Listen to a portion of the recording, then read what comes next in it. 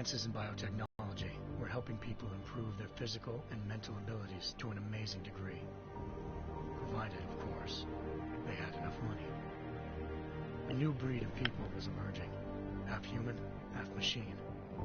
And in Detroit, at least, not everyone was happy to see it. I'd just landed a job as head of security at Sarif Industries, a cutting-edge biotech firm. David Sarif himself handpicked me for the job, said he needed me to keep his people safe. My ex, Megan Reed, was one of them. A brilliant neuroscientist, Megan had found a way to make augmentation safe and affordable for everyone. All she had to do was present her research to Congress. But the night before her big meeting, my security measures failed. A team of Black Op mercenaries stormed into Sarif headquarters, massacring everyone in sight. 3 of the mercs were heavily augmented walking tanks. Their mission? Take out Megan and her team. I tried to stop them, but their leader tossed me through a plate glass wall. Last thing I heard as his bullets slammed into my brain was Megan's dying scream. I should have died with her. Only I didn't. High-end military-grade enhancements saved my life. The best augmentation Sarif's money could buy. It took me half a year to get a feel for them. Should have taken longer. But 6 months into my recovery, Sarif Industries was attacked again. This time, by a radical group of pro-human purists. Violent, militant, and fanatically opposed to human augmentation. They claimed to be members of Humanity Front, a non-profit organization that wanted the UN to limit biotechnology research. The thugs broke into Sarif's factory and found machinists working overtime on a top-secret military augment called the Typhoon. Sarif sent me to retrieve it, and when I did, I found one of the so-called purists next to it, wired with cerebral implants, trying to download its classified specs. Obviously, something more was going on. The AUG killed himself before I could question him. Sarif ordered me to dig deeper, so with the help of Frank Pritchard, Sarif's head of cybersecurity, I did. Turns out a second hacker had been controlling the AUG's actions from somewhere off-site. Pritchard and I tracked his signal to a secret FEMA internment camp in Detroit. The Black Op mercenaries were there. The same mercs who'd left me for dead 6 months before. Figured they'd try again when they saw me. It wasn't so easy for them this time. A second city on top of it. Trying to find clues in Hengsha wouldn't be easy. Lucky for me, I wasn't alone. Farida Malik, Sarif Industries' ace pilot, had lived in Hengsha before. A good person to have on your side. She knew enough about the place to get me around. Malik dropped me in the lower city, close to the penthouse Barrett had told me about. Bell Tower Associates, a private security firm under contract to the Chinese government, had agents tossing the suite when I arrived. Just not for the reason I'd been expecting. Turns out the man who lived there was a criminal hacker named Van Bruggen. The same hacker who'd been remotely controlling the AUG in Sarif's factory. Van Bruggen's panicked decision to force the man to commit suicide had been a mistake. Now his mercenary partners were gunning for him, and I needed to find him before they did. Locating Van Bruggen meant playing nice with the Triads, Hengsha's organized crime lords. They had the hacker holed up inside a low-rent capsule hotel. By the time I found him, Van Bruggen had no qualms giving up the woman who hired him. Zhao Yunru, president of the Taiyang Medical Corporation. According to Van Bruggen, Zhao wanted to monopolize the augmentation industry and had hired Black Op mercenaries to destabilize her competition. Sarif Industries was at the top of her list. To prove this, I needed to get inside TYM and grab a surveillance hologram off a server. I suspected Van Bruggen was hiding something when he told me this, but nothing could have prepared me for what I saw. Megan wasn't dead. She and her 4 best researchers had been kidnapped, spirited away somewhere while their kidnappers made it look like they were dead. Desperate to learn more, I confronted Zhao in her penthouse. She claimed to be a pawn in a bigger plan, and hinted at a group so powerful it controlled global interests at a whim. Then she slipped into a panic room and hit the alarm, forcing me to make a very quick exit. I figured Zhao was lying, but part of her confession made sense. David Sarif had been worried about his people. So worried, he'd required all of them to have subdermal locator devices surgically implanted. The GPLs would have been broadcasting the day of the attack. Zhao said a single call to Picus, the world's leader in global 24-hour satellite news, had turned those signals off. I needed to fly to Picus headquarters in Montreal if I wanted to learn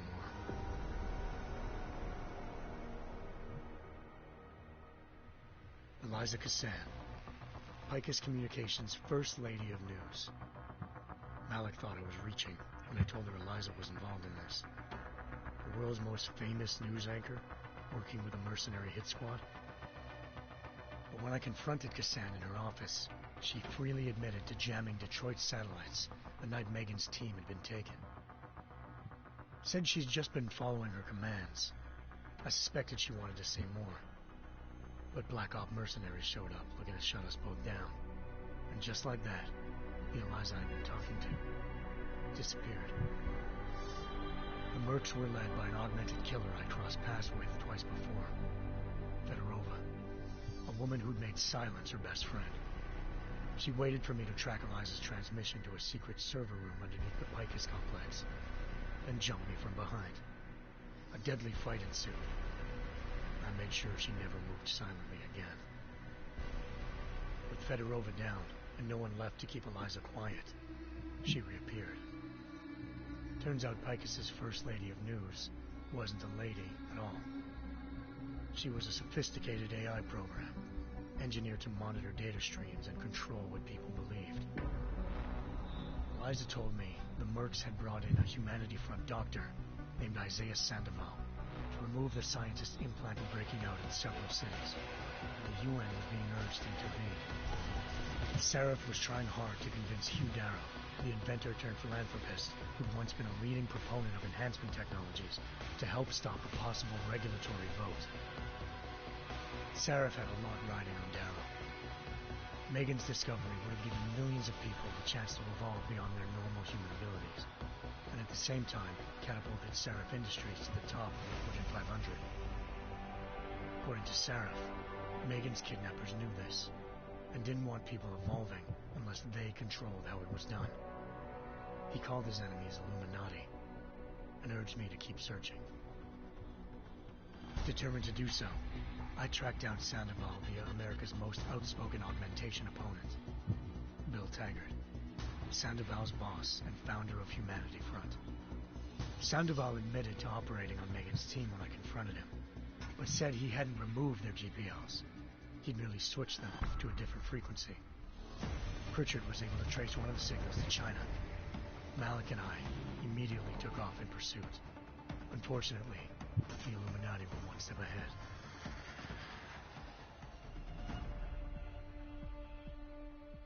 Ambushed.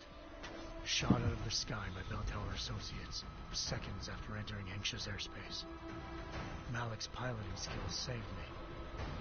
After a tense and bitter struggle, I escaped into Lower Hengsha. The tracking signal I was following led straight to the Triads, or more specifically, to the augmented arm of Tong Si-hung, leader of a gang of augmentation harvesters. Tong said they'd taken the arm off a corpse, which Bell Tower had left at their door, meaning at least one of Serif's scientists was dead. Maybe not the rest of them, though. Tong pointed me to a port used for human trafficking and helped me slip aboard a Bell Tower ship. It was sailing to Rifleman Bank Station, a military base in the South China Sea. Bell Tower was holding kidnapped civilians as prisoners there, and using them to perfect the Chiron Project, a human-computer interface that left most of its test subjects dead. My search for Megan would have ended then, if not for a mysterious ally named Quinn. In exchange for my help exposing Bell Tower, he slipped me aboard a second ship headed to Singapore, and an Illuminati-run biotech facility called Omega Ranch. 3 of Seraph's scientists were there, forced by their captors to create a technology capable of remotely shutting down augmented abilities.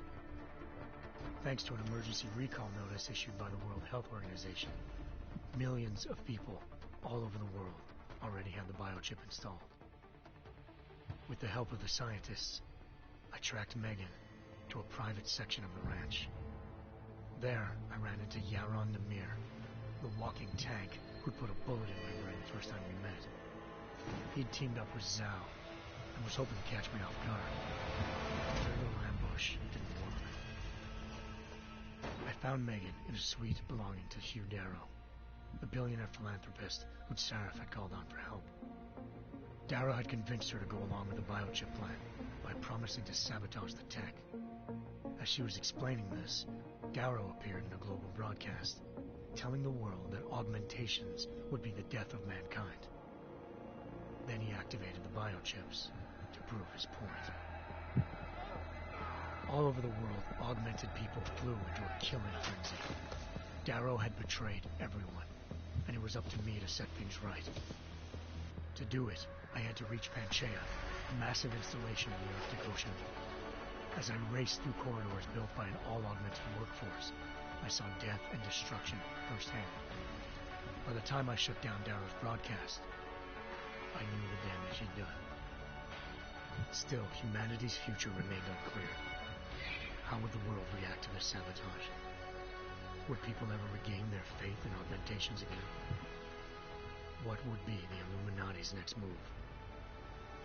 Only time will give us the answers.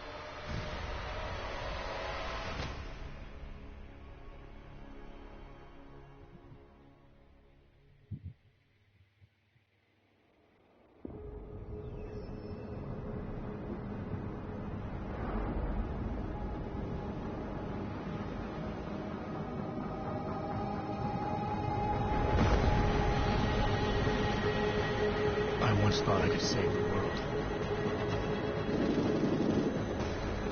Now look at it.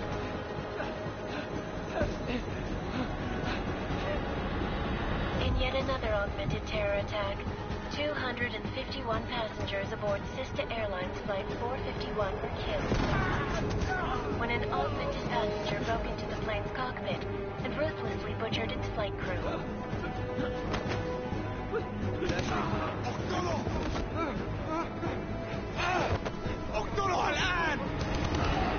Details recovered from the black box recorder suggest that the man may have been suffering flashbacks to the AUG incident. That horrible day 2 years ago when augmented people all over the world flew into a psychotic killing spree, causing the greatest loss of life in recent history. Sometimes, you just have to let go. I'm sure. No reason to assume you would. Good. Because you are the only augmented operative on this team, and I intend to make good use of you. Listen up, all of you. We've got a sandstorm barreling down our arse and we can't afford to make mistakes. We're going after this man, an arms dealer named Shepard. He's ex-Bell Tower, one of the Special Forces commanders who disappeared during the incident. And he's come out of hiding. That cannot be good. It's not. He's selling weapons and military-grade augments to terrorists. This is Iran Singh, the undercover agent who lured Shepard out of his hole. Best you see Interpol's got. For 3 years he's worked hard to get in tight with the Jinn, an Iraqi smuggling cartel that's infected the Eastern Hemisphere like a plague. Last week, our arms dealer sent a message to the Jinn, offering to sell them a shitload of black market merchandise dirt cheap. They told Singh to handle the buy. They're not gonna like it when Interpol disrupts their party. Singh's cover really that good? It is right now. We need to keep it that way. This is where the deal's going down. A half-finished high-rise hotel that's been abandoned ever since the incident. It's not a pretty picture inside.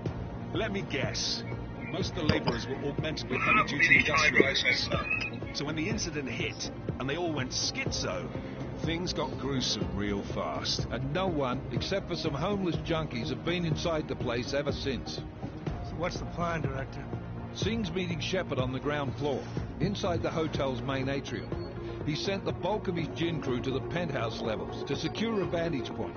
I want McCready's team to take up positions overlooking the atrium and make the arrest. Jensen, you're going in solo from the roof. My objectives? Keep the gin from joining the party.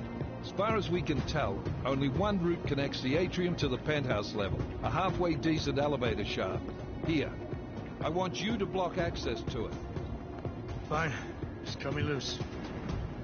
Do you plan on relying solely on your augments for this one? I'd recommend taking a little hardware, just to be sure.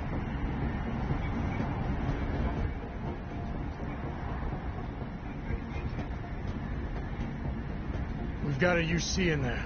Might be easier to maintain his cover if he's not the only one still breathing when this is done. Smart thinking. Yeah, but if anything does happen to him, you'll be telling his wife. After you get out of the hospital, of course. What about range? There's lots of wide spaces and high ceilings in there, but a number of tight and constrained rooms too. So it's a crapshoot, really. With a number of tight and constrained rooms too. Well, I'm not looking to play dice with anyone in there. Give me something with distance. Your call. Less chance of being seen and compromising Singh that way. One last thing, Jensen. Singh said that Jin are using some sort of portable Wi-Fi device to boost communications. He's got a better chance of maintaining cover if you disable it. We'll keep an eye out for it. But aren't we on the clock here? You said there's a sandstorm moving in. There is, and we got the intel on this mission at the very last minute. So we're scrambling a little. If it comes to it, your number one priority is keeping the Jinn out of that atrium. Copy that. Time to put away your